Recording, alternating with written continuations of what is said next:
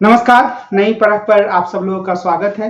राष्ट्रीय मुद्दा कार्यक्रम के साप्ताहिक संस्करण में हर हफ्ते की तरह ही हमारे साथ आनंद वर्धन जी और अभय जी हैं। हम इनसे देश भर में सप्ताह भर हुए राजनीतिक घटनाक्रम के बारे में बातचीत करेंगे। आप दोनों लोगों का स्वागत है। नमस्कार। अभय सर, आज की बातचीत की शुरुआत मैं आपसे करना चाहूँगा और हम सब जानते ही हैं और देख ही रहे हैं, दर्शक भी इस चीज़ को देख रहे हैं कि चुनावों का माहौल है, 2 राज्यों में चुनाव होने वाले हैं, अलग-अलग तरह की घोषणाएँ हो रही हैं। आज भारतीय जनता पार्टी और कांग्रेस दोनों ने अपनी-अपनी जो घोषणाएँ थी या जो वायदे थे उनके बारे में बातचीत की। अमित शाह का एक बयान मुझे काफ़ी रोचक लगा। उन्होंने यह कहा कि अभी एकनाथ शिंदे हमारे मुख्यमंत्री हैं, लेकिन चुनावों के बाद हम बातचीत के माध्यम से यह तय करेंगे कि अगला मुख्यमंत्री कौन हो। क्या आपको ये लगता है कि यह जो स्टेटमेंट है अमित शाह का, वो महायुति के लिए सकारात्मक स्टेटमेंट है या कोई भ्रम पैदा करने वाला है? इसे हम कैसे देखें? मुझे लगता है कि महायुति ने जिस तरीके से अपनी राजनीति बनाई है उसमें जिसे कहते रहे इनकी गोटियां पहले से सेट हैं और उन्हें सेट करने वाले बंदे का नाम है भारत के गृह मंत्री अमित शाह। अमित शाह चुनाव के काफी पहले से, जब चुनाव की तैयारियां चल रही थी, पेशबंदियां चल रही थी, तो वो महाराष्ट्र की यात्राएं करते रहे थे और वो बार बार उन्होंने अपने दोनों प्रमुख गठजोड़ पार्टनरों एकनाथ शिंदे और अजित पवार दोनों के सामने ये स्पष्ट किया कि हमने बहुत त्याग किया है आप लोगों के लिए, अब त्याग करने की बारी आपकी है। उनके त्याग का मतलब ये था कि एकनाथ शिंदे कभी बनने के मुख्यमंत्री बनने के बारे में सोच भी नहीं सकते थे। हमने आपको मुख्यमंत्री बनाया, आपकी पार्टी के पास बहुत कम, हमारे मुकाबले काफी कम विधायक थे, फिर भी हमने आपको मुख्यमंत्री बनाया। हमारा जो मुख्यमंत्री था, मुख्यमंत्री हमें बनाना चाहिए था, उसको हमने उप मुख्यमंत्री बनाया। और अजित पवार को तो हम भ्रष्ट कहते थे और जेल भेजने की तैयारी कर रहे थे, इनको भी हमने उप मुख्यमंत्री बनाया। तो हमने बहुत सारे त्याग किए हैं। अब त्याग आप कीजिए। अब आप भारतीय जनता पार्टी की श्रेष्ठता जो है उसकी बढ़तरी स्वीकार कर लीजिए और जूनियर पार्टनर बनने के लिए तैयार हो जाइए। सत्ता मिलेगी तो सब मिलके उसको भोगेंगे, लेकिन मुख्यमंत्री भाजपा का होगा, सरकार वो मुख्य तौर पर भाजपा चलाएगी। आप भी बने रहिएगा सरकार में, आपके आपके भी जो पद प्रतिष्ठाएं वगैरह सुरक्षित रहेंगी, केवल मुख्यमंत्री आप नहीं बन पाएंगे। तो इस प्रकार का एक तरह का मुझे लगता है कि इस समझौते पर अजित पवार और एकनाथ शिंदे ने एक अघोषित किस्म की सहमति दे ही दी है। वरना वो क्यों इस बात पे राजी हो जाते कि भारतीय जनता पार्टी को 150 सीटों पर चुनाव लड़ना चाहिए? वो क्यों इस बात पे राजी हो जाते कि भाजपा के 15 जो उम्मीदवार हैं वो उनके चुनाव चिन्ह पर, इन दोनों के चुनाव चिन्ह पर दोनों पार्टियों में लड़ेंगे? वो क्यों देने के लिए तैयार हो जाते भाजपा के उम्मीदवारों को? इसका मतलब है कि उन्होंने भाजपा की श्रेष्ठता स्वीकार कर ली है। अमित शाह का ये वक्तव्य दरअसल उसी वही जो इंतजाम है, पूरा बंदोबस्त है, उस बंदोबस्त को उन्होंने ये बयान देके एक औपचारिक रूप दे दिया है कि अभी एकनाथ शिंदे मुख्यमंत्री हैं, आगे कौन मुख्यमंत्री होगा ये चुनाव के बाद में आपसी बातचीत के जरिए तय करेंगे। वो पहले से तय है। वो अगर महायुति के सत्ता में आने की स्थितियां बनी तो भारतीय जनता पार्टी का मुख्यमंत्री होगा। कौन होगा भारतीय जनता पार्टी का मुख्यमंत्री, इसके ऊपर बहुत सारी चर्चाएं हैं। सबसे आगे नाम देवेंद्र फडणवीस का लिया जाता है, क्योंकि वो ही मुख्यमंत्री पहले थे, उनको आला कमान ने प्रोत्साहन दिया था, उनके जरिए सबसे पहले नितिन गडकरी की जड़ें काटी गई, फिर उनको मुख्यमंत्री की कुर्सी पे बैठाया गया और बाद में उन्हें जब उप मुख्यमंत्री बनने से उन्होंने इनकार किया, शपथ लेने को तैयार नहीं थे, तो अमित शाह ने फोन करके कहा कि आप जाइए, तुरंत शपथ लीजिए। सब लोगों को पता है वो घटना, अखबारों में प्रकाशित हुआ था। अमित शाह ने उन पर दबाव डाला कि आप शपथ लीजिए। फिर उन्होंने उप मुख्यमंत्री पद की शपथ ली, वरना वो तो पहले तो उप मुख्यमंत्री बनने के लिए तैयार नहीं हो रहे थे। वो कह रहे थे ठीक है हम मुख्यमंत्री नहीं बन पाए, लेकिन हम उप मुख्यमंत्री भी नहीं बनेंगे। तो ये पूरा मामला अमित शाह का, ये पूरा बंदोबस्त अमित शाह का किया हुआ है और वो बिल्कुल सब लोगों को कठपुतलियों की तरह उनकी डोर अपने हाथ में थामे हुए हैं। और दो और हैं मुख्यमंत्री पद के उम्मीदवार। एक उम्मीदवार तो फडणवीस हैं ही, दो उम्मीदवारों की चर्चा और हो रही है। उनमें से एक हैं राव साहब दानवे, जो कि भाजपा के मराठा चेहरा है, और तीसरे की अभी हाल ही में चर्चा शुरू हुई है पीयूष गोयल की, कि वो वही सारा आर्थिक बंदोबस्त जो है वही कर रहे हैं, पैसा जमा वही कर रहे हैं, सारा चुनाव में खर्चा पानी जो है उसी उसको वो भी वही देख रहे हैं। तो चर्चा शुरू हो गई उनके नाम की, पता नहीं कितनी गंभीर है, क्या है। लेकिन राव साहब दानवे की चर्चा तो काफी गंभीर है और बहुत दिनों से है। उनको माना जाता है कि वो अमित शाह के बहुत नजदीक हैं और मराठा भी हैं, मराठा भी हैं।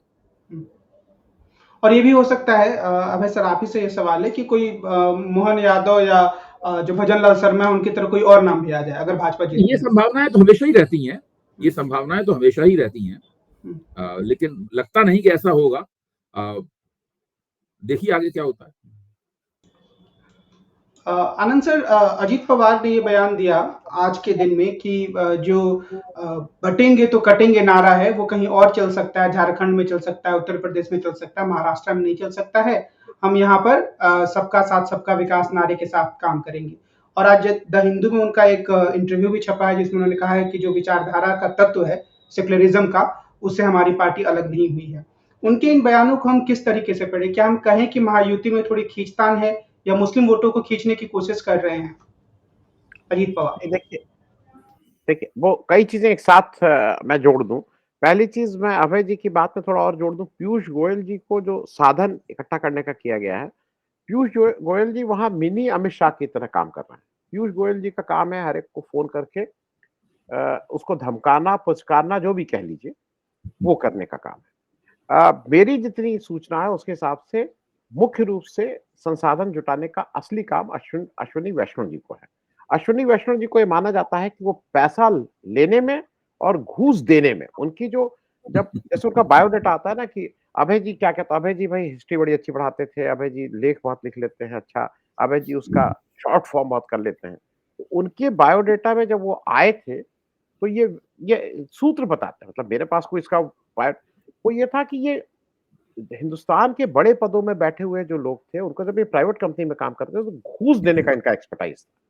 उसको घूस, इसको घूस, इसको पटाओ, उसको पटाओ, ये जो लॉबिंग वाले काम करते हैं हिंदुस्तान में अभी उस तरह से ऑफिशियली हमारे यहाँ लॉबिंग को नहीं माना जाता और हम लोग उसको दलाली और क्या क्या बोलते रहते हैं। लेकिन वैसे विदेश में लॉबिंग बहुत एक सुरुचिपूर्ण, बहुत ही लोग चाहते हैं कि हमारा लड़का दलाल बने, हमारा लड़का लॉबिस्ट बने, लोग बड़े फख्र से कहते हैं। हमारे यहाँ उसको दलाल दलाल बोलते हैं। तो इनका जो असली फोर्टे है वो ये है पैसा इकट्ठा करना। और जो इन्होंने फेदर इन द कैप था अश्विनी वैष्णव जी का, वो उड़ीसा इलेक्शन में जिस तरह से इन्होंने पूरे उड़ीसा इलेक्शन में नवीन पटनायक जी की पार्टी को जिस तरह से जिसको कह रहे हैं ना कि उनको ऐसी तैसी कर दी, उसको सेबोटॉज किया और पैंडियन के साथ अपनी पुराने रिश्ते को मिला के जिस तरह से बीजेपी की गोद में एक ऐसी जीत डाल दी जो बीजेपी भी नहीं एक्सपेक्ट कर रही थी, तो इनके सितारे बहुत ऊपर है। इनको उसी समय याद हो तो इनको ये काम दिया गया था, ये इनका नाम बाहर नहीं आता है क्योंकि ये कोई भाषण देने वाले नहीं है। और उन्होंने उस समय बहुत से मराठी पत्रकारों को बुला के व्यक्तिगत रूप से उनसे बात की थी और उसमें जो लोग उपस्थित थे उनका उनका कहना यह है कि वहां पे वो जब कुछ लोग कह रहे थे मोदी जी के बारे में अच्छा बुरा, मतलब वो कह रहे थे गुजरात वर्सेस वो, तो वो सुन भी रहे थे उसको, वो प्रोटेस्ट नहीं कर रहे थे। तो मेरे हिसाब से साधन जुटाने का काम अश्विनी वैष्णव जी के पास भी बहुत जाता है। अब आ जाते हैं अजीत पवार। अजीत पवार का देखिए, जो अभय जी भी कहे थे, मैं कहीं और हम लोग बात में ये बात कहे थे, महाराष्ट्र में टेक्निकली क्या है, कहने को तो दो हैं, महायुति और महाराष्ट्र विकास अघाड़ी, लेकिन 6 दल का इस समय लड़ रहा है क्योंकि हर दल का अपना अपना कुछ एजेंडा है। उद्धव ठाकरे और शरद पवार साहब के लिए उनके उनके सर्वाइवल की लड़ाई है। अगर ये इस इलेक्शन में वो नहीं आ पाते हैं तो वो मोर और लेस वो खत्म होने। मैं आज सुबह मुंबई में था और मैं जिस टैक्सी से आ रहा था एयरपोर्ट, वो एक मुसलमान ड्राइवर था उसका। उससे जब कहा गया तो उसने कहा नहीं साहब, शिंदे साहब का है या जोर। और क्यों जोर? उसने कहा एक हम लोग टैक्सी वाले हैं, उन्होंने पिछले 1-2 महीने से वहां के सारे टोल को फ्री कर दिया है, टोल जीरो हो गया फॉर प्राइवेट एंड टैक्सी। कहना ये एक बड़ा भारी काम हुआ और वो मुस्लिम था, ये मैं इसको भी बता दूं। मैंने कहा नहीं, कैसा उद्धव ठाकरे साहब का तो है लेकिन शिंदे साहब का ज्यादा, वो बीजेपी की बात नहीं कर रहा। दूसरा वो लाडली बहना निगम, जो लाडली बहना उसका दूसरे फॉर्म में, उसका वो कह रहा था कि उसका असर है, घर में बिल्कुल पैसा आ रहा है तो थोड़ा असर उसका है, ये एक ग्राउंड रियलिटी है। लेकिन जैसा अजीत पवार साहब ने कहा, हर पार्टी अपने अपने हिसाब से अपने पत्ते खेल रही है। जो अभय जी कह रहे हैं कि ये बीजेपी ने बिल्कुल साफ साफ क्लियर कर दिया है कि इस बार मुख्यमंत्री हमारा बनेगा, लेकिन मुझे ऐसा लगता है कि चूंकि अजीत पवार की जो एनसीपी है, अगर वो 10, 15, 20 तक रिस्ट्रिक्ट हो जाती है, तो आपको ये भी अचंभा नहीं होना चाहिए कि वो उसका एक पक्ष फिर से वापस घर वापसी टाइप कुछ काम करे। हालांकि शरद पवार जी अजीत पवार के बारे में बहुत सख्त है, लेकिन बाकी तो उन्हीं के लोग हैं। वहां के जितने नेता अजीत पवार के यहाँ भी लड़ रहे हैं, उसमें मेजोरिटी साहब का नाम लेके इलेक्शन की बात करते हैं। मंच से वो साहब का नाम लेते हैं, वो कहते हैं कि साहब का है सब कुछ। तो वो मेरे ख्याल में उनको वापस होने में उतनी दिक्कत नहीं होगी जितनी दिक्कत शायद अजीत पवार को होगी। वो अजीत पवार का जिस तरह का उन्होंने सबसे बड़ा ये किया था कि जो कल के इंटरव्यू में, जो एक्सप्रेस में इंटरव्यू छपा है शरद पवार का, उन्होंने अजीत पवार की सगी बहन की जो बात है, उसको जो रेट पड़ी उसकी बात की है। तो उन्होंने अपने परिवार को एक मुश्त बांध के रखा है। अजीत पवार को थोड़ा ये माना गया है कि देखो ये घर से बाहर निकल गया है। तो उसमें मुझे ऐसा लगता है कि अजीत पवार की तरफ से जो पेशबंदी है, अब इसकी मुश्किल क्या हो रही है, इसको मैं एक बात कह के और अभय जी से इस पे टिप्पणी चाहूंगा। जब आप 55-60 सीट एक तरह से कम कर ली, 288 में आप 60 सीट अगर एनसीपी की निकाल दीजिए, 60-70 जो भी है, तो आपको 230 सीटों में करीब करीब स्ट्राइक रेट, आपको 230 में 145-146 लाना है शिंदे साहब के साथ। वो थोड़ा दूर की कौड़ी मुझे लग रही है, क्योंकि अजीत पवार मेरे हिसाब से, वो मैं ये नहीं कहूंगा कमजोर कड़ी, वो अपना देखेंगे। अगर आप उनको गाली दे रहे हैं, अगर आप उनको ये कर रहे हैं, अंत में उनको अपने घर वापसी उनकी आज हो चाहे 4-6 साल बाद हो, घर वापसी तो उनकी इमिनेंट है।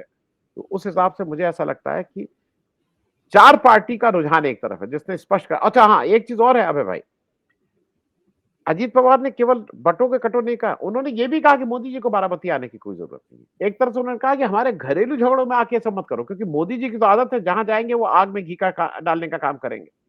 मोदी जी किसी घर का, आज तक आपने किसी का देखा कि घर के झगड़े कम किए? वो तो जहां झगड़ा नहीं हो रहा हो वहां जाके झगड़ा लगा देंगे। तो उन्होंने कहा कि बारामती में मत आइएगा, ये उन्होंने प्लेटफॉर्म से कहा है कि बारामती में। अभी सर, शरद पवार जी ने बयान दिया कि जो कल्याणकारी योजनाएं एकनाथ शिंदे ने शुरू की हैं, उसका थोड़ा बहुत प्रभाव हो सकता है, लेकिन उन्होंने ये उम्मीद जताई है कि उनका जो गठबंधन है महाविकास आघाड़ी, वो 180 तक सीटें जीत सकता है। आपको इस तरह के दावों में कुछ यथार्थ दिखता है, या आपको लगता है कि महाविकास आघाड़ी भी काफी गंभीर किस्म के संकट से जूझ रहा है? देखिए आनंद जी, और आप जिस इंटरव्यू का जिक्र कर रहे हैं उसमें शरद पवार ने इन सब बातों के साथ में एक बात और कही है। उनका कहना यह है कि इन लाड़की बहन योजना और भाऊ योजना, इन सब का असर है, लेकिन उन्होंने इसी के साथ कहा कि इसी असर के कारण मैं नहीं कह सकता कि महाविकास आघाड़ी को लोकसभा में जो मोमेंटम, जो आवेग प्राप्त हुआ था, वो आवेग विधानसभा में जारी रहेगा। उन्होंने ये उन्होंने नहीं कहा कि वो आवेग हमारा जारी रहेगा, यानी ये तो उन्होंने स्पष्ट कर दिया कि उनकी जो चुनाव परिणाम होंगे वो लोकसभा चुनाव जैसे नहीं होंगे, यानी टक्कर बहुत कड़ाके की है। दूसरी बात उन्होंने ये कही कि इन योजनाओं के असर के बावजूद जनता में परिवर्तन की भावना बहुत दिख रही है, जनता में परिवर्तन की इच्छा है, इसकी वजह से उनको बहुमत प्राप्त होगा। अब मैं कल आज तक चैनल के ऊपर अंजना ओम कश्यप का एक कार्यक्रम देख रहा था जी, इसमें वो वर्धा में आम लोगों से बातचीत कर रही थी, वो बस स्टैंड पे बैठे हुए लोगों से बातचीत कर रही थी, टेम्पो में बैठे हुए लोगों से बातचीत कर रही थी, ऑटो में बैठे हुए लोगों से बातचीत कर रही थी, मंडी में जाकर लोगों से बातचीत कर रही थी। उसमें लोग तरह तरह की बातें कह रहे थे। कोई कह रहा था कि राहुल गांधी को मुख्यमंत्री बनना चाहिए, कोई कह रहा था नहीं, ज्यादातर लोग फडणवीस का नाम ले रहे थे कि देवेंद्र फडणवीस को मुख्यमंत्री बनना चाहिए। लेकिन उसमें मैंने जहां तक गिनती की, उसमें करीब 70-80% लोग ये कह रहे थे कि ये सरकार बदलनी चाहिए। जब ये पूछा जाता था कि भाई सरकार आनी चाहिए कि नहीं आनी चाहिए, तो ज्यादातर लोग कह रहे थे बदलनी चाहिए। मुख्यमंत्री बनना चाहिए तो लोग अपने लोगों को बहुत से जवाब ऐसे होते हैं, एक दूसरे से जुड़ते नहीं है, लेकिन सरकार रहनी चाहिए कि रहनी चाहिए, इस सवाल के ऊपर उनका मानना ये था कि नई सरकार आनी चाहिए, सरकार बदलनी चाहिए। तो इस बात से शरद पवार के ये कहने की तस्दीक होती है कि लोगों में परिवर्तन की इच्छा है। लेकिन अगर परिवर्तन की इच्छा बहुत जोरदार होती तो वो कहते हैं कि हम महाविकास आघाड़ी वाला मोमेंटम जारी रहेगा, तो वो बात कहने से उन्होंने इनकार कर दिया शरद पवार ने। तो महाराष्ट्र के चुनाव में कौन जीतेगा, किसकी सरकार बनेगी, इसकी भविष्यवाणी बहुत मुश्किल है। और हम लोगों को इस प्रकार की कोई भविष्यवाणी करने से परहेज करना चाहिए। आनंद सर, ये अगर हम देखें कि और अक्सर हरियाणा के चुनाव में भी कहा गया कि जो बागी उम्मीदवार होते हैं वो खेल बिगाड़ते हैं, तो क्या आप इसके बारे में हमें कोई जानकारी दे सकते हैं कि इस लिहाज से अगर हम विचार करें बागी उम्मीदवारों के लिहाज से, तो किस गठबंधन की स्थिति कमजोर है, किसकी थोड़ी मजबूत है? नहीं, वो मैं और एक और चीज अभय भाई, मैं एक और डायमेंशन ऐड कर रहा हूँ। इन 6 दलों में जो भी दल 60% का इसके ऊपर का स्ट्राइक रेट करेगा, बात उसकी सबसे स्पष्ट बहुमत किसी का नहीं आएगा, ये क्लियर है, क्योंकि सीटें ही इतनी कोई नहीं लड़ रहा है। लेकिन जिसका स्ट्राइक रेट 60 के ऊपर गया, 65-70 के पास गया, मेरे ख्याल में वो लीड करने की स्थिति में ज्यादा बेहतर स्थिति में रहेगा, या वो किंग मेकर कह लीजिए, या किंग वही उसी दल का कोई होगा। अब वो 60 के ऊपर का स्ट्राइक रेट सबके दावे हैं, सिर्फ अजीत पवार को छोड़ के बाकी पांचों पार्टीज में ये लोग मान रहे हैं। मेरे ख्याल में उसमें जो पिछड़ रहे हैं वो बीजेपी और कांग्रेस पिछड़ेंगी, लेकिन उद्धव ठाकरे, शरद पवार एनसीपी और शिंदे, ये तीनों पार्टीज का स्ट्राइक रेट अगर 60 के ऊपर होता है तो कहां पे जाके रुकता है, वो भी एक बड़ा फैक्टर होगा। जो दूसरा जो जो दूसरा पक्ष है, अ, मैं थोड़ा इसको एक और ढंग से देख रहा हूं कि एक बात हम लोग नहीं कर रहे हैं, लेकिन वो अदरवाइज अंडर करंट है। मैं जितने दिन रहा और जितने लोगों से मिला, वो गुजराती वर्सेस गुजरात में सब जा रहा है, ये जा रहा है, ये अंडर करंट है, ये बोला नहीं जा रहा है शायद। और ये वो चीज है जो शायद सार्वजनिक मंच से लोग नहीं बोलते हैं। लेकिन स्पष्ट तौर पे जो जब आप वैसे बात करिए तो लोगों को लगता है कि नहीं भाई, मतलब रहनी तो अपनी सरकार चाहिए ना, ये बीजेपी तो गुजरातियों की सरकार है। कुछ कुछ इस तरह का एक एक फैक्टर भी वहां पे कहीं ना कहीं काम कर रहा है। वो अब कितना इफेक्टिव रहेगा, नहीं इफेक्टिव रहेगा, वो तो वोट की दृष्टि से बताएंगे। और जैसा अभय जी ने कहा कि अब दुनिया भर में ये चीज तय हो रही है कि वोटर के मन में क्या है और वो आपको क्या बोलता है, उसमें भी बहुत फर्क है। जो अंजना ओम कश्यप के उससे भी साफ जाहिर हो रहा है कि एक तरफ कह रहे हैं कि सरकार बदलनी चाहिए, लेकिन चीफ मिनिस्टर देवेंद्र फडणवीस होने चाहिए।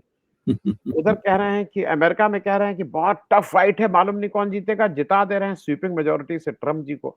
तो अब वोटर भी मेरे ख्याल में धीरे धीरे नेता की तरह हम लोग भी चतुर होते जा रहे हैं। जैसे नेता मुंह में कुछ बोलता है, मन में कुछ रखता है, तो वोटर भी मुंह से कुछ बोलता है, जाके वोट वहीं देता है जहां पे उसको था। लेकिन एक चीज तय है कि अब वोटर अपने फायदे को भी कहीं रख रहा है। वो अपना फायदा हो सकता है जात के रूप में हो, आर्थिक पक्ष हो, या कोई भी पक्ष हो। लेकिन अब वोटर अपने अहम को, अपने स्वार्थ को भी एक इम्पोर्टेंट फैक्टर है। वो किस तरह से, उसका क्या स्वार्थ है, वो स्वार्थ कई अलग तरह के हो सकते हैं। लेकिन फिलहाल के उसमें ये मेरे हिसाब से एक अच्छी प्रगति है कि अगर आदमी अपने स्वार्थ के हिसाब से वोट दे तो वो भी लोकतंत्र के लिए अच्छा है। कमल जी। अभय सर, जो महाराष्ट्र में छोटे-छोटे दल हैं, जैसे ओवैसी साहब की पार्टी भी चुनाव लड़ रही है। कमल जी माफ कीजिएगा, वो काट के फिर से एडिट कर लीजिएगा, उसका मैं जवाब 1 मिनट में दे दूं। जी। जो और दूसरा जो कमल जी आपने कहा था ना कि दोनों के बीच में जहां रिबेल ज्यादा है, जो रिबेल के रूप में 28 रिबेल महायुति में है। 13 रिबेल बीजेपी के हैं, 12 रिबेल शिंदे जी के हैं और 1 रिबेल एनसीपी अजीत पवार में। ये 28 की गिनती वहां, 28 या 26, माफ कीजिएगा, 26 है, 13 12, हाँ 26 है। महाविकास अघाड़ी में 8 है। उसमें से 1 एनसीपी है, 2 उद्धव ठाकरे हैं, 2 या 3, और 4 या 5 कांग्रेस है। तो कंपेरेटिवली जो रिबेल कैंडिडेट्स हैं उसको काफी कुछ महाविकास अघाड़ी ने कंटेन कर लिया है। बस एक जगह मुझे थोड़ा सा ये कष्ट है कि वो पहले से ये सब चीजें होनी चाहिए थी, इन लोगों के पास टाइम था। जो पीडब्ल्यूपी का मामला है, उसको 3 सीटें दी हैं, लेकिन उसमें से 2 जगह उद्धव ठाकरे के शिवसेना के रिबेल खड़े हुए हैं। तो मतलब वो तीनों जगह खड़े थे, एक जगह तो उन्होंने विड्रॉ करवा लिया, लेकिन 2 जगह पे रिबेल खड़े हुए हैं, लेकिन वो तीनों सीटें दी गई थी पीडब्ल्यूपी को। तो इसलिए रिबेल की दृष्टि से शायद महाराष्ट्र विकास अघाड़ी ने अपने को ज्यादा कंटेन करके रखा है। कमल। अब इससे मैं 2 सवाल महाराष्ट्र चुनाव के संदर्भ में आपसे पूछना चाहूँगा। पिछला सवाल जो मैं पूछ रहा था कि जो छोटे-छोटे दल हैं, चाहे वो एससी की पार्टी हो, चाहे प्रकाश अम्बेडकर की पार्टी हो, उसका कोई प्रभाव आप देख रहे हैं? और दूसरा ये कि महाराष्ट्र चुनाव की जीत या हार को क्या हमें प्रधानमंत्री और केंद्र सरकार के संदर्भ में देखना चाहिए, या अभी से ही ये मान लेना चाहिए कि ये स्थानीय चुनाव हैं, इनका नतीजा चाहे जो कुछ भी हो, उन्हें स्थानीय ही मानना चाहिए?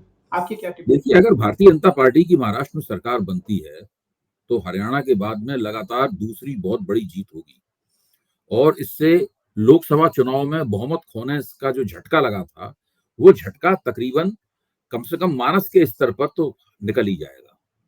वही माना जाएगा कि ये एक कोई बीच में आ जाने वाली एक बाधा थी, जो थोड़ा गफलत के कारण, थोड़ी असावधानी के कारण आ गई।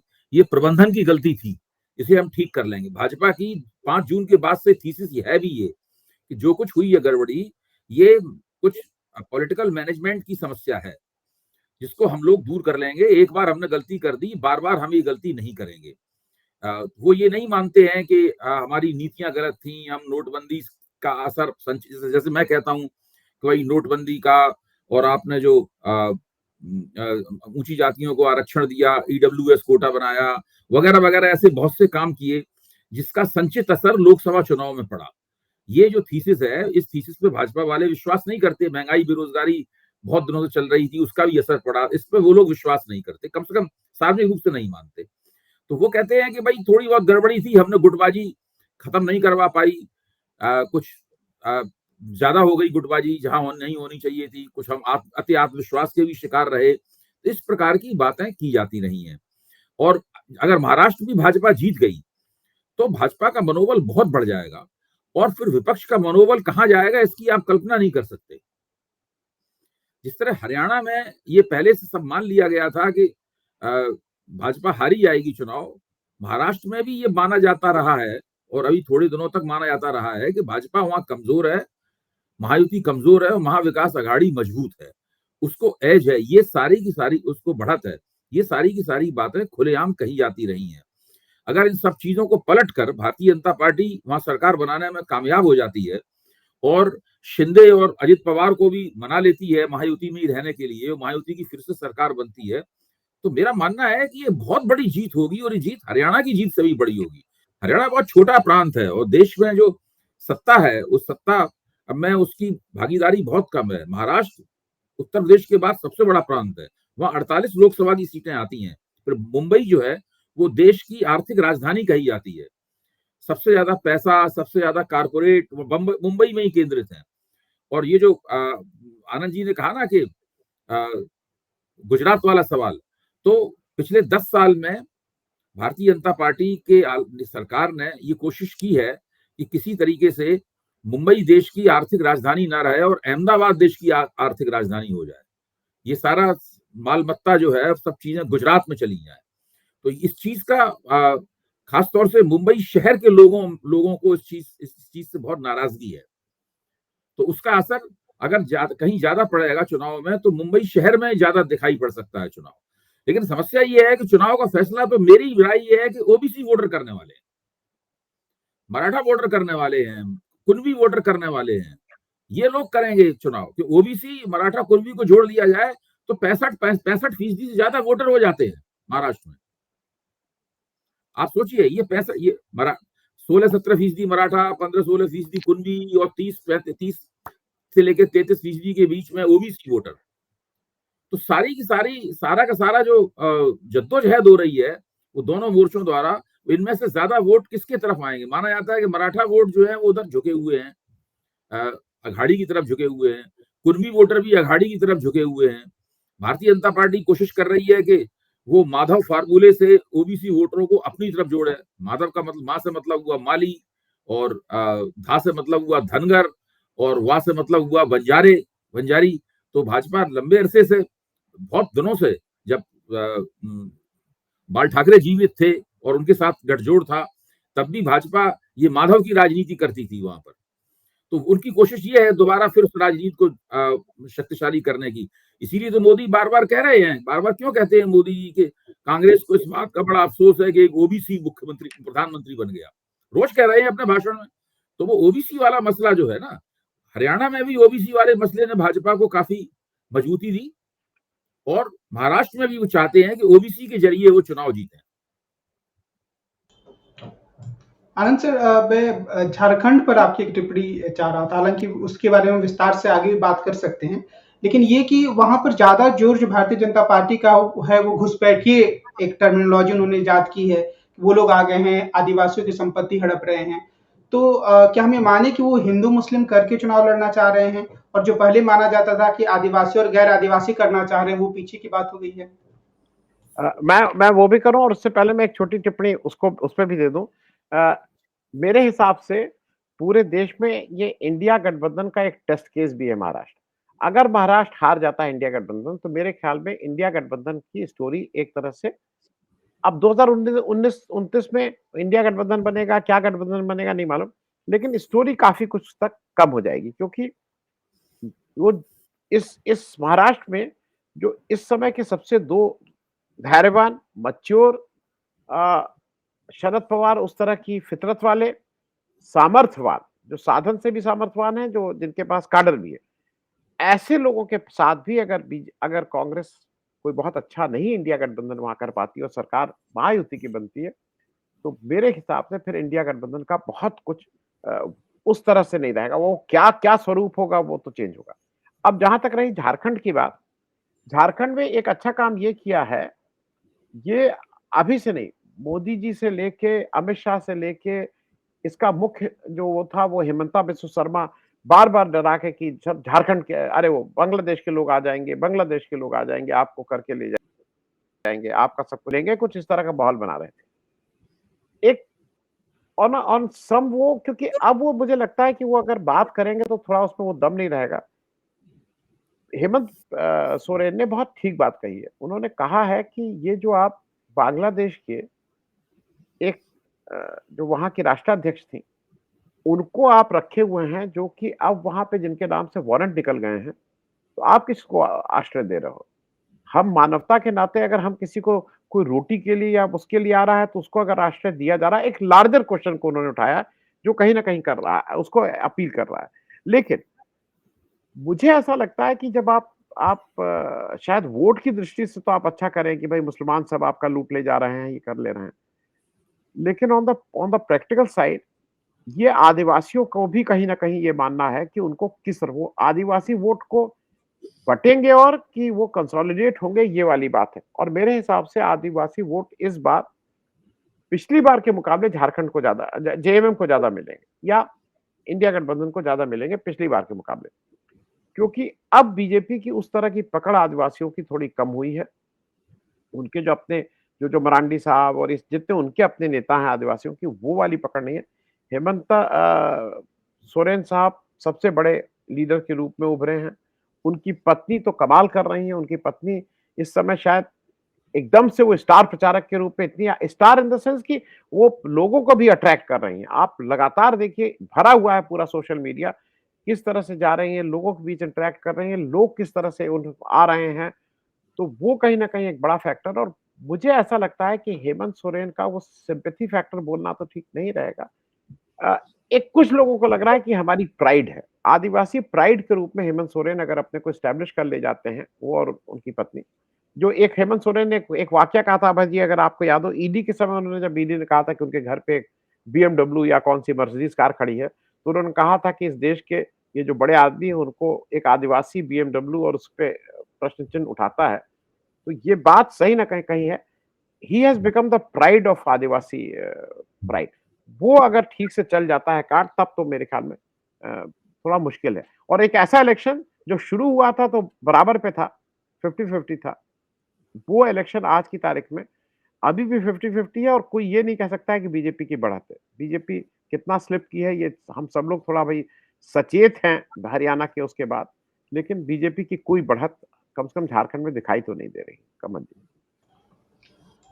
वैसे कुछ जो दूसरे घटनाक्रम हुए इस सप्ताह, उस पर मैं आपकी एक टिप्पणी चाहूंगा। एक तो अमेरिका के राष्ट्रपति ट्रंप फिर से चुन लिए गए। मीडिया में माहौल ऐसा बनाया गया कि कुछ ऐसा हुआ है जो कि मोदी जी की पॉलिसीज के अनुरूप है, या मोदी जी के दोस्त जीत गए। तो हिंदुस्तान की राजनीति पर क्या इसका कोई प्रभाव पड़ेगा? देखिए, आज एक बड़ा अच्छा ट्रंप के आने के आर्थिक फलितार्थ क्या होंगे, इसके ऊपर स्वामीनाथन अय्यर ने एक लेख लिखा है जो पूरी तरह तथ्यों और आंकड़ों से भरा हुआ है। उसमें एक एक लाइन के अंदर जो है वो तथ्य और आंकड़े हैं।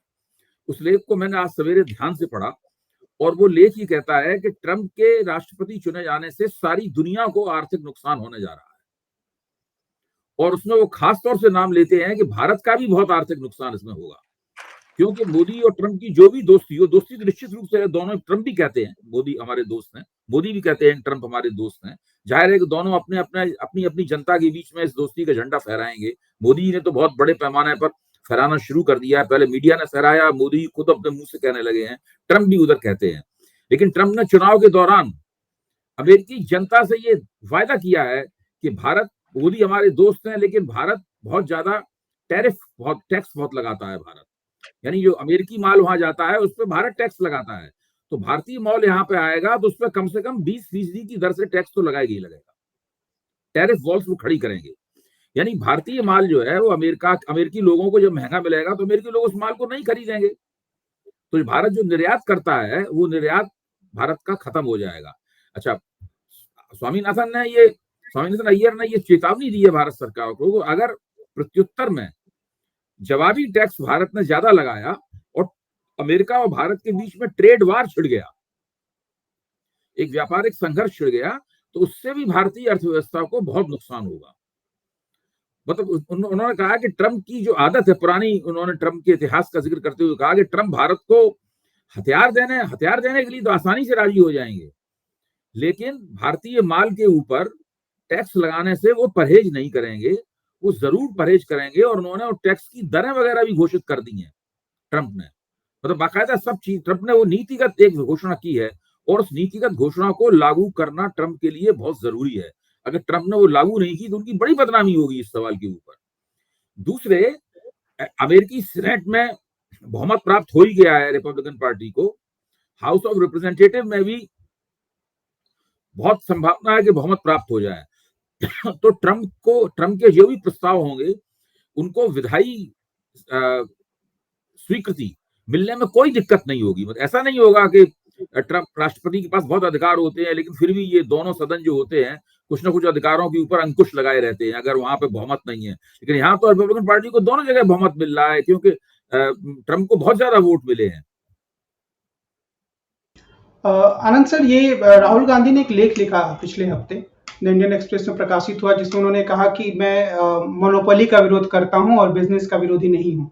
तो उसके बाद मैंने देखा कि जो ज्योतिरादित्य सिंधिया उन्होंने बयान दिया, तवलीन सिंह ने लेख लिखा है, जिसमें एक पार्ट जो उठाया गया है राहुल गांधी के लेख से कि उन्होंने रजवाड़ों के बारे में कुछ आपत्तिजनक बातें कही हैं कि वो अंग्रेजों के साथ थे वगैरह वगैरह। मेरा सवाल आपसे ये है कि क्या सच में एक तो रजवाड़ों की भूमिका को और ज्यादा बहुत ही न्याय संगत तरीके से देखने की जरूरत है, उन्होंने बहुत अच्छा काम किया जैसा कि तवलीन सिंह जैसे टीकाकार कह रहे हैं, और दूसरा क्या कि राहुल गांधी का जो ये आर्थिक नीति को लेकर जो लेख था उनके पुराने दृष्टिकोण के अनुरूप है या कुछ नई बातें भी सामने आती हैं इसमें? नहीं, पहली चीज तो मैं ये कर दूं कि मुझे एक हम लोगों के साथी हैं, उनका नाम है डॉक्टर राकेश पाठक। उन्होंने अभी पिछले मध्य प्रदेश इलेक्शन से जस्ट पहले जब विधानसभा का इलेक्शन हो रहा था उसी दौरान बल्कि एक उन्होंने सिंधिया राज परिवार के ऊपर उन्होंने एक अच्छी किताब लिखी है। मेरे पास वो किताब कहीं है, मैं मतलब अभी पीछे है। उसमें उन्होंने इनका कच्चा चिट्ठा खोला है, खास करके सिंधियास का डेट वाइज कहां अंग्रेजों के पिट्ठू बन के इस देश को कैसे बेचा है, सिंधिया के परिवार ने बेचा है, मैं यूज कर रहा हूं तब। तो जाके ज्योतिरादित्य सिंधिया उनको कहे नहीं, उनके ऊपर 20 केस करके उनको फांसी पर लटका दे रहे हैं। उन्होंने तथ्यों के साथ कहा है। तो ये कहना। दूसरा, तवलीन सिंह कह रही है ना, आप मुझे एक ओबीसी या एक दलित का वो बता दीजिए जिसने कहा हो कि रजवाड़ों ने बड़ा अच्छा काम किया था अंग्रेजों के समय। देखिए, ये एक डिबेट कहीं और चली जाएगी। ये अंग्रेज इन रजवाड़ों का कैसे इस्तेमाल करते थे ये हम सबको पता है। ये उनके कलेक्शन एजेंट थे। अच्छे थे बुरे थे वो एक अलग बात है, उसमें कुछ अच्छे भी हो सकते हैं, कुछ बुरे भी हो सकते हैं। जो कुछ जेलर बहुत अच्छे भी होते हैं, कुछ जेलर खराब भी होते हैं, कुछ इंस्पेक्टर अच्छे भी होते हैं, कुछ इंस्पेक्टर खराब भी होते हैं। लेकिन पुलिस के जो इंस्पेक्टर है वो तो पुलिस ही काम करेगा ना। तो इसलिए ये मुझे जरा एक ये तवलीन सिंह या सिंधिया जी एक किसी दलित या ओबीसी हिस्टोरियन राइटर किसी का लेख ले आके दे दें जहां पे ये कहा जाए कि रजवाड़ों के समय रजवाड़े कितने अच्छे थे। लोग अंग्रेजों की तारीफ फिर भी कर लेंगे, उनकी न्याय वो इनकी तारीफ, ये लोग केवल पैसा वसूलते थे। मैं उस कॉलेज से पढ़ के आया हूँ जो केवल, उसका नाम है कॉल्विन तालुकदार्स कॉलेज, वो केवल तालुकदार और रजवाड़ों के लिए कॉलेज। तो वो हम सबको पता है। और राहुल गांधी ने कभी-कभी लगता है ना शायद उस मर्म पे चोट की है। अ, उस जगह चोट की है जहां पे सबसे ज्यादा शायद दर्द होता है। ये राहुल गांधी से अब इस हद तक हैं, क्योंकि वो तो मोदी जी के स्कूल के हैं, बीजेपी के उस स्कूल के हैं जिसके मोदी जी प्रिंसिपल हैं। राहुल गांधी ने नागपुर में अभी एक वो संविधान बचाओ सम्मेलन कर रहे हैं जहां पे वो दलितों, पिछड़ों, इन सब की बात करते हैं संविधान को लेकर। हम सब लोगों के जानने वाले अनिल जैन साहब उसमें इन्वॉल्व रहते हैं काफी, वो काफी कुछ उसमें करते हैं। वहां पे राहुल गांधी की स्टाइल है, वो एक कॉन्स्टिट्यूशन की किताब लेके जाते हैं, वो लखनऊ से ही ईस्ट इंडिया बुक डिपो है, वो लाल रंग का कॉन्स्टिट्यूशन वो लेके जाते हैं, उनका ट्रेडमार्क है, और वो लोगों के साथ उससे कनेक्ट भी होता है। अब उसमें उस जगह वहां पे नोटबुक बांटी गई थी लोगों को लिखने पढ़ने के लिए। वो एक स्टैंडर्ड होता है, आप भी अगर किसी कॉन्फ्रेंस में जाते हो तो एक स्टैंडर्ड है, एक नोटबुक और एक पेंसिल, ये जरूर मिलती है। तो वो बांटा गया था। अब उसमें देवेंद्र फडणवीस का कहना है कि उन्होंने देखिए कॉन्स्टिट्यूशन भेजा जिसके कोरे कागज थे। इस तरह के बच्चों वाली जब हरकतें करते हैं तो मुझे लगता है कि मेरे तो जो नाती पोते हैं जो अब दूसरी, तीसरी, चौथी क्लास में, वो भी इस तरह की बेवकूफी की बातें नहीं करते। जिस तरह की बेवकूफी की बातें मोदी जी से प्रभावित होकर देवेंद्र फडणवीस कर रहे हैं कि वो अर्बन नक्सल हैं। अरे मैं तो अभी अभी अभी जा रहे हैं, मैं तो इस देश के घोषित अर्बन नक्सल जो सुधा भारद्वाज हैं उनको हम लोग अभी फेलिसिटेट करने जा रहे हैं। आपके लिए अर्बन नक्सल होंगे, लेकिन एक एक बड़ा वर्ग ऐसा है जिसके रोजी रोटी के लिए वो लोग लड़ रहे हैं। आप उनको नक्सल कहते रहिए, लेकिन लेकिन वो शायद, मैं उनको गांधीवादी बोलूं ना बोलूं, लेकिन वो उस गांधी के उस आखिरी आदमी की लड़ाई, तो अंत्योदय की लड़ाई तो वो ये लोग कर ही रहे हैं, नक्सल लोग। तो ये मुझे लगता है कि बिल्कुल बेवकूफी और वाहियात बात है। राहुल गांधी को अब, कल उन्होंने क्या कहा, कल मोदी जी जितना कह रहे हैं कि वो एटीएम मशीन हो जाएगा गांधी परिवार का, एटीएम मशीन हो जाएगा गांधी परिवार का। अरे भाई, जितना तुम, आदमी कहाँ पैसा अगर कमाता है तो कहाँ खर्च करता है। तो गांधी परिवार में खास करके राहुल गांधी, सोनिया गांधी, प्रियंका गांधी, मैं इन तीन का नाम ले रहा हूँ। इनका आपने अगर लाइफस्टाइल, मैं कोई इनका वकील भी नहीं हूं, आप लाइफस्टाइल देख लीजिए ना लोगों की, और बाकी नेताओं की लाइफस्टाइल देख लीजिए, कांग्रेस के ही लोगों के में देख लीजिए। तो मेरा कहना है ये सब वाहियात बातें हैं, और ये अब it will not cut size कि राहुल गांधी पैसा कमा रहे हैं और राहुल गांधी ये सब कर रहे हैं। लोग इस पे हंसते हैं अब आपके ऊपर। कमल अभी सर एक आखिरी सवाल चंद्रचूड़ जी के बारे में। पिछले कार्यक्रम में भी हमने उनके बारे में चर्चा तो की थी, लेकिन कल उनका कार्यकाल खत्म हो गया और उन्होंने जो आखिरी जजमेंट दिया वो कुछ हद तक कुछ लोगों को संतोषजनक लगा। उन्होंने जो माइनॉरिटी स्टेटस था उन्होंने कायम रखा, एएमयू और जामिया वगैरह का, और उन्होंने ये भी कहा कि अगर उनसे कोई गलती हुई तो वो क्षमा चाहते हैं वगैरह वगैरह। क्या आपको ये लगता है कि उनके विश्लेषण में और थोड़ी उदारता रखने की जरूरत है, जो उनसे ज्यादा उम्मीद कर रहे थे लोग उनको? देखिए, ये सवाल जो है वो आनंद जी के क्षेत्र का है। आपको आनंद जी से पूछना चाहिए था, उनके पास काफी कुछ बहुत सुचिंतित तरीके से तथ्यों के साथ में वो सब बातें कहते हैं। मैं इतना सक्षम नहीं हूं, लेकिन चूंकि आपने मुझसे पूछा है तो मैं संक्षेप में ये जरूर कहूंगा। मेरा मानना है कि ये जो समय उन्होंने मुख्य न्यायाधीश के पद पर गुजारा, ये समय और भी अच्छे तरीके से वो गुजार सकते थे। इसमें चतुराई बहुत नजर आई है और उसकी सफाई वो दे रहे हैं कि सारे फैसले जो हैं वो विपक्ष के पक्ष के नहीं हो सकते थे। तो इसका मतलब है कहीं ना कहीं जो आदमी अपने अवकाश ग्रहण करने के समय ये कह रहा है कि सारे फैसले तो सरकार के खिलाफ नहीं हो सकते थे, आप सुप्रीम कोर्ट को विपक्ष के प्रवक्ता के तौर पे तो नहीं देखना चाहिए आपको, यही सब बातें तो वो कह रहे हैं, काफी दिनों से कह रहे हैं। तो वो इसके सीधा मतलब ये है कि वो पक्ष और विपक्ष के बीच में लगातार उन्होंने एक संतुलन कायम रखा। कुछ इनका काम किया, कुछ उनका काम किया, कुछ, और जब तक कायदे से अदालत को इस संदर्भ इस शब्दावली में सोचना ही नहीं चाहिए कि लोग उससे क्या उम्मीद करते हैं। लोग उसे सत्ता उन्मुख होने की उम्मीद रखते हैं कि विपक्षोन्मुख होने की उम्मीद रखते हैं। सुप्रीम कोर्ट का मुख्य न्यायाधीश इस शब्दावली में क्यों सोच रहा है, इस शब्दावली में वो अपने आखिरी दौर में क्यों वक्तव्य दे रहा है, ये कहीं ना कहीं वो मानस है, उसकी चुगली खाती है बात ये कि भाई आप, इसका मतलब यह है कि आपने बिल्कुल कानूनी आधार पर चीजों का फैसला करने की बजाय, सबूतों के आधार पर फैसला करने की बजाय, जो आपकी सर्वश्रेष्ठ संवैधानिक परंपराएं संविधान की जो भावना है और संविधान का जो पाठ है उसके आधार पर फैसला करने की बजाय आप काफी कुछ राजनीतिक आधारों पर अपने फैसले करते रहे हैं। उसमें कुछ फैसले विपक्ष की तरफ गए हैं और ज्यादातर ज्यादा बड़े मुद्दों पर फैसले जो है वो सत्ता पक्ष की तरफ गए हैं। ऐसा हुआ है। अब इसका सब लोग अपने अपने तरीके से आकलन करने के लिए स्वतंत्र हैं। आनंद सर, आपकी इस पे टिप्पणी, उसके बाद कार्यक्रम को समाप्त करेंगे। मैं एक ये जज साहब ने भेजा है मुझे, उनका नाम लेना ठीक नहीं है, ये आज भेजा है और उनके एएमयू जजमेंट के साथ भेजा है। उन्होंने कहा चंद्रचूड़ एएमयू जजमेंट, और उन्होंने जस्टिस दत्ता ने परसों 2 दिन पहले उन्होंने हिंदुस्तान टाइम्स में एक लेख लिखा था जस्टिस दत्ता ने, और उस लेख में जस्टिस दत्ता ने कहा था, और इन जज साहब की मैं बात कह दूं, उन्होंने फोन करके मुझे कहा कि आप लोगों की मेहनत रंग लाई। तो हमने कहा भाई ऐसा क्या कर दिया? तो उन्होंने कहा कि ये जो वो मुस्लिम जज हैं, मतलब रिटायर हो गए, उन्होंने कहा कि एएमयू बच गया, क्योंकि एएमयू को पूरी तरह से ये हो गया था कि इसकी स्टेटस, जो माइनॉरिटी स्टेटस है, उसको खत्म किया जाए और उसको सेंट्रल यूनिवर्सिटी की तरफ में उसमें कोई शास्त्री जी या किसी को वहाँ, अब वो एएमयू के वीसीसी साहब बन जाते और वहाँ पे संस्कृत का अध्ययन शुरू हो जाता, और ये सब इस तरह की कुछ बातें जो ये करते हैं, उस तरह की बातें शुरू हो जाती। तो उन्होंने, हमने कहा, कहने लगे नहीं, जस्टिस दत्ता का आप पढ़ लीजिए, उन्होंने उसमें लिखा है कि पिछले 1 महीने पे जिस तरह से चंद्रचूड़ साहब ने के ऊपर लोगों ने उनके फैसलों पे बात उठानी शुरू की, उसके बाद चंद्रचूड़ साहब इतने प्रेशर में आ गए कि वो जजमेंट 4-3 की उससे हुआ, नहीं तो चंद्रचूड़ साहब उधर से जजमेंट देते। जस्टिस दत्ता कह रहे हैं, मैं नहीं कह रहा हूं।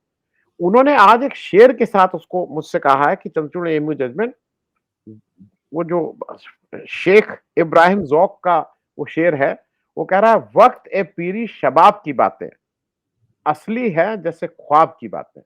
अब ये उनका तंज बिल्कुल ठीक से चंद्रचूड़ साहब पे है। मैं सिर्फ यही कहूंगा कि चंद्रचूड़ साहब के पास बहुत बड़ा मौका था इस देश के लिए, शायद वो याद रखे जाते हैं। मतलब एक व्यक्ति, कई व्यक्ति ऐसे आए हैं जिनको ये देश मौका देता है, वो कहां तक उठ पाते हैं वो तो उनकी अपनी वो है। शेषन को एक मौका मिला था, शेषन अदरवाइज बहुत ही डिक्टोरियल व्यक्ति थे, उनका कोई ऐसा नहीं था, लेकिन उन्होंने जब मौका मिला था तो उन्होंने उस इलेक्शन कमीशन को एक ठीक राह दिखाई थी। उसी तरह से एक मौका इनको मिला था, 2 साल का लंबा कार्यकाल था, लेकिन एक भी जजमेंट ऐसा नहीं है जिसको हम याद रखें। कमल, आज की इस बातचीत को हम इसी बिंदु पर समाप्त करते हैं। अगले सप्ताह हम फिर मिलेंगे और आनंद जी और अभय जी से सप्ताह भर घटी घटनाओं के बारे में बातचीत करेंगे, एक समझ बनाने की कोशिश करेंगे। आप दोनों लोगों को बहुत बहुत धन्यवाद। नमस्कार।